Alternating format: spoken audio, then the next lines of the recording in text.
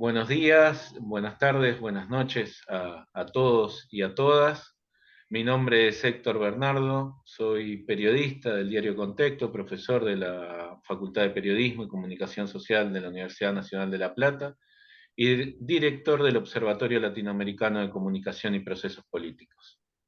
Hoy, en el marco del observatorio, de las charlas que nos damos en el observatorio y del diario Contexto, vamos a tener el placer, el gusto de charlar una vez más con Marco Enrique Sominami, un destacado dirigente chileno, un hombre comprometido con los procesos democráticos en América Latina, miembro del Grupo de Puebla, uno de los fundadores e impulsores del Grupo de Puebla, y un hombre que conoce en profundidad lo que ha luchado el pueblo chileno para tener una democracia que se aleje también de lo que pasó durante la dictadura y una constitución que se aleje de esa constitución pinochetista que rige hasta la actualidad en Chile. El domingo pasado se realizó una elección para elegir a aquellos que van a construir la nueva, la nueva constitución chilena y los resultados, si bien muchas encuestas indicaban que iban a venir por ese lado, sorprendió a muchos de los latinoamericanos por el proceso que se había dado en Chile. Para recordarlo rápidamente, Chile en 2019 vivió un estallido social, una revuelta popular, impulsada por el reclamo en contra del aumento del pasaje hoy se me hizo una laguna, de lo que aquí llamamos el subte, que allá llaman el metro, si no me equivoco, Marco. Y así empezó esa revuelta, pero luego se fueron sumando una gran cantidad de reclamos que tenía el pueblo chileno y en esa cantidad de reclamos se unificaron en lo que Laclau llamaría un significante vacío, que era la reforma constitucional, ¿no? Una nueva constitución, ni siquiera una reforma constitucional, una nueva constitución para un Chile democrático. En ese proceso parecía que Chile se encaminaba hacia una profunda transformación, pero la propuesta constitucional de Chile, chilena, la primera propuesta constitucional fue rechazada en un plebiscito y ahora en una nueva etapa se ve que quienes van a conducir la transformación de esta constitución, la construcción de esta nueva constitución, está encabezado por la ultraderecha y también sacó una gran cantidad de votos la derecha tradicional, dejando casi en un lugar minoritario a las fuerzas progresistas que estaban representadas entre otros lugares y entre otros grupos por el gobierno. Bueno, después de esta larga introducción, quería saludar a Marco, agradecerle que esté aquí hoy con nosotros y preguntarle si lo sorprendió el resultado y qué lectura hace de por qué se dieron esos resultados en estas elecciones. No, encantado de estar nuevamente contigo y con tu público. No, no me sorprendió el resultado. Me parece que Chile enfrenta un proceso que es patético, porque tú describiste muy, muy bien, con mucha justicia, la secuencia. 30 y tantos años de una democracia insuficiente, de una economía pujante que disminuye la pobreza, no derrota la desigualdad lo suficiente y con un paraíso prometido a capas medias endeudadas para alcanzar ese paraíso. Y el abuso empresarial, la desigualdad, los vaivenes de una economía mediocre, hacen que las clases medias y los más pobres construyen un escenario de pre-revolución en octubre. Y después de eso hemos tenido una situación que para mí tiene lógica. Suena rara. Amigos míos extranjeros me dicen hay que poner un psicólogo en cada semáforo. Pero no, para mí tiene mucha lógica. No son unas protestas de izquierdas, la de los estudiantes en 2011 ni la del 2019. Y voy a arriesgarme una tesis que no me va a generar simpatía, pero son consumidores endeudados. Tú dirás, en todas partes los consumidores están endeudados. No, no por la educación de sus hijos, son consumidores endeudados por sus pensiones, para subsistir y para progresar. Eso lleva a un proceso constituyente donde la izquierda gana 2/3 de la confianza y traiciona la esperanza de un texto de derechos sociales, de un nuevo sistema político, porque se excede en forma y fondo. Frivolidad, irresponsabilidad, disfrazarse de dinosaurio, de Pokémon, cantar el himno nacional con una nueva letra, un planteamiento sobre la condición indígena de Chile mal planteado, una secuencia equivocada. Eso termina en una derrota, la peor de la historia hasta el domingo pasado. Un 4 de septiembre con la máxima participación de la historia. Nunca antes los progresistas habíamos sido derrotados de esta manera. Mujeres, jóvenes, regiones, pueblos originarios, ciudades contaminadas, rechazan el texto. Y el gobierno, que no entendió que el plebiscito era sobre el gobierno, sobre su mal desempeño, interpreta mañosamente que el país quiere una constitución a toda costa e inventa un segundo proceso. Pero no escucha el mandato electoral que había dicho también en otro momento, muy reciente, en un 80%, que el Congreso no fuera protagonista. Y se convoca este segundo proceso con el Congreso como tutor de este supuesto proceso constituyente número 2. Y el resultado del domingo tiene lógica. Todos los que estaban cansados de este debate en un contexto de inflación, la más alta en 30 años, con un fenómeno delictivo nuevo, más ácido, más cruel, con récord de homicidios en toda la parte norte de Chile, con una seria crisis en materia inmigratoria. Eso no tiene nada sorprendente que el rechazo al gobierno, más todo lo anterior, más una izquierda avergonzada por haber fallado hace tan solo 6-7 meses en un plebiscito, normal que gane la derecha. Y para la derecha es una sorpresa que haya ganado la extrema derecha. Fueron depredados, arrasados por un liderazgo democrático con valores de extrema derecha. Ganó un sector de extrema derecha, pero con una gran votación, legitimado por los chilenos. ¿Y ahora qué va a pasar? Digamos, que se esperaba que justamente la nueva constitución tenga características muy distintas a la constitución pinochetista, pero sin embargo gana un sector, como vos bien señalabas, de extrema derecha, con un Katz líder de ese sector, que en muchas ocasiones se lo señaló como vinculado a esa dictadura pinochetista o como por lo menos admirador de lo que había dejado esa dictadura pinochetista, de lo que había sido, y entonces esa transformación que se esperaba, ¿se logrará? ¿Cómo? ¿Cuáles son las consecuencias de este resultado?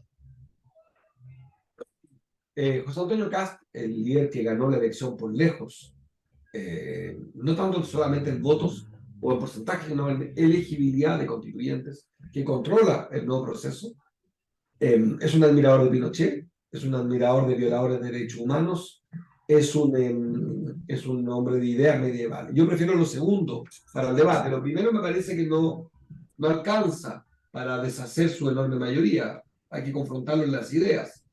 Parece que a los chilenos no les importa el origen o la vinculación con la violación a los derechos humanos y la corrupción infinita de ese ciclo, sino que son las ideas. Y creo que en eso la izquierda ha sido floja y el gobierno ha sido mediocre.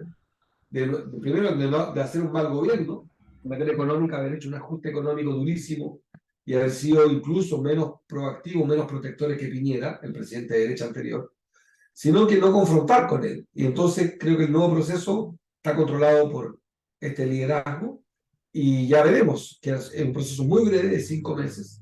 Él probablemente va a jugar a la moderación y en la forma va a ser encantador, y el problema es que lo sustantivo, el fondo del problema de la Constitución, que yo creo que a los chilenos ya no les importa, pero el fondo de la discusión durante 30 y tantos años ha sido que desde 1980 nos rige una Constitución que pone a los derechos sociales en segundo lugar, pone al mercado por sobre el Estado en la solución de los problemas. No le ofrece al Estado una chance de garantizar ciertos derechos. Ese es como el fondo de la discusión. Es el fondo de la discusión. Es el deber del Estado que está sometido a la prioridad del mercado. Ese es el debate, creo que eso no se va a cambiar. Y si se logra cambiar, que sería una gran noticia.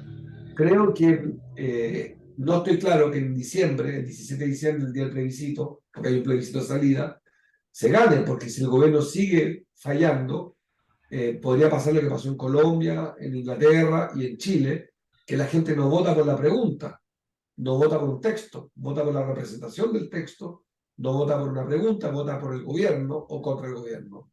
Y podría ser un tercer episodio electoral fallido, puesto que probablemente con la indignación ante el gobierno la gente vote rechazo.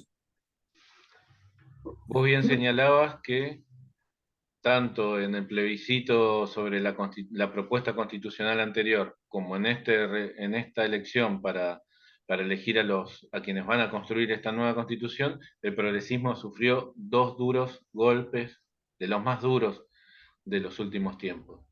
¿Cuál es el camino que le queda ahora para reponerse?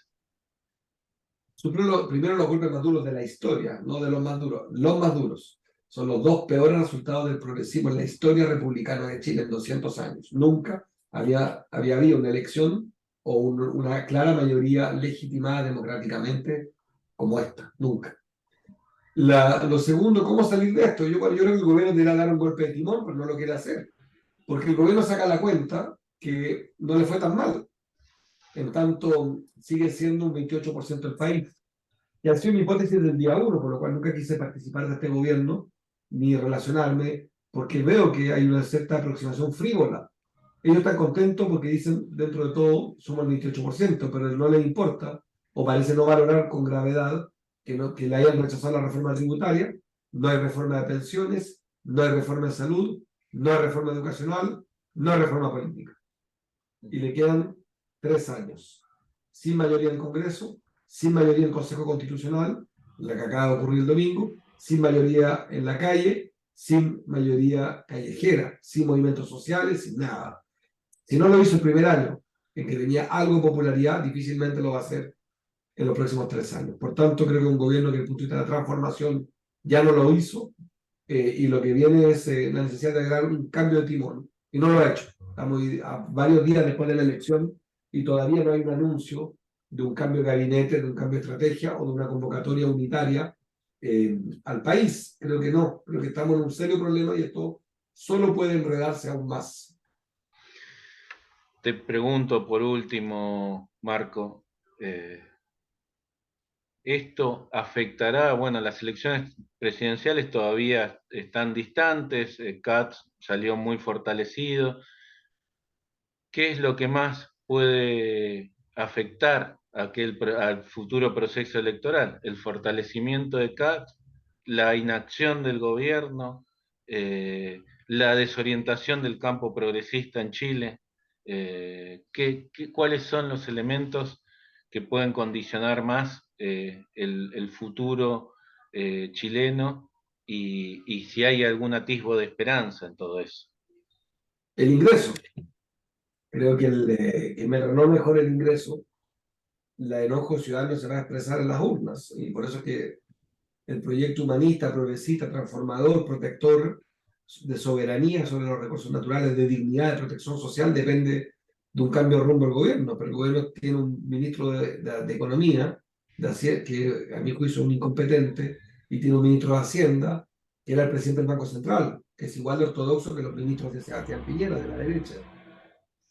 Entonces, no tengo, en eso tengo preocupación. Yo creo que el presidente es un hombre decente, voté por él, y creo que el drama es que el presidente no dimensiona la gravedad de su estrategia. Y 2 elecciones en 6 meses. Y para despedirme te voy a dar un dato. Un dato. En el plebiscito con voto obligatorio de hace 6 meses, en septiembre, de salida del texto constitucional, después de haber ganado un 80-20 para que haya un nuevo texto, después de haber obtenido 2/3 de los elegidos en la Convención Constitucional, en el plebiscito de septiembre votó el 90% de los más pobres de Chile, el 70% votó rechazo, el 20% votó aprueba.